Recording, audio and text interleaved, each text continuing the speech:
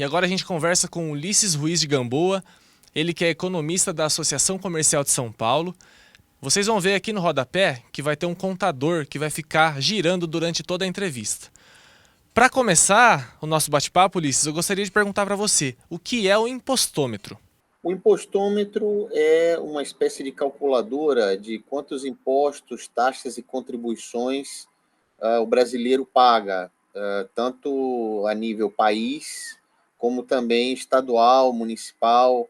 Então, é uma ferramenta de cidadania para que nós todos possamos saber quanto estamos pagando em termos de impostos, né, e de arrecadação, para que haja uma espécie de cobrança também em relação ao uso desse dinheiro.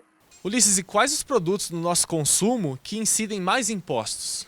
De uma maneira geral, os produtos básicos e que fazem parte do consumo do dia a dia são aqueles mais taxados, e por esse motivo se diz, com razão, que o nosso sistema tributário ele é bastante injusto, porque ele termina, em termos relativos, taxando mais aquele que ganha menos, né? O que deveria ser o contrário. Quanto que... Vou fazer 3 perguntas em uma só.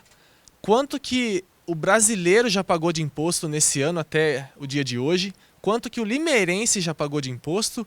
E o que daria para comprar com esse valor agregado do imposto até o dia de hoje?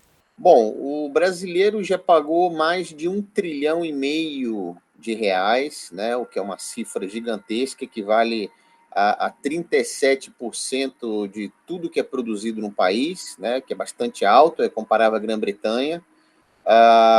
Isso daria para comprar quase 1 milhão de carros. Se a gente estiver falando de um carro mais caro como Honda, quase 1 milhão. Se a gente estiver falando de aplicação na poupança, eu teria um rendimento de 204 mil reais por minuto com esse dinheiro. Se eu fosse falar de comprar um apartamento médio, né? Seria quase 1 milhão de apartamentos médios, seria quase 41 milhões, perdão, de carros populares. Então, é uma cifra gigantesca.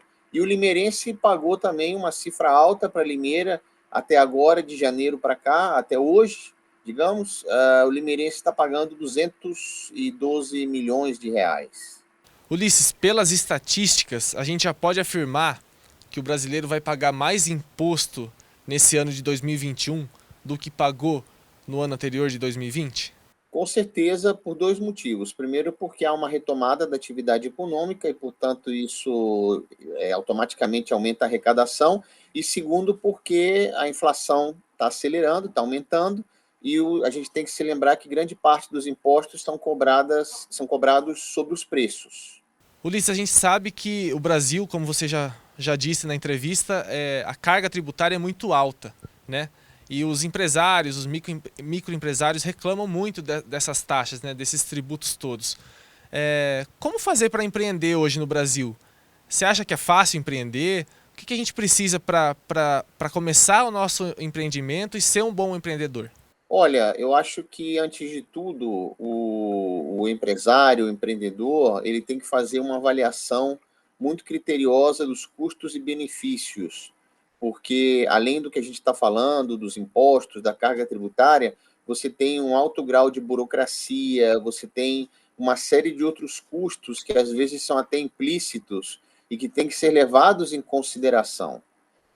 O empreendedor, ele é um otimista por natureza, ele tem que ser, porque senão ele não empreende, mas eu acho que a gente tem que separar o que é a meta, o que é acreditar num sonho, numa visão, que muitas vezes é o que caracteriza o empresário que faz sucesso, de uma análise objetiva de quais seriam os custos e benefícios de empreender. Então, eu acho que muitas empresas terminam fracassando por muitos motivos, né? Porque o empresário é quase que um herói, é quase que um campeão olímpico, vamos dizer assim, né?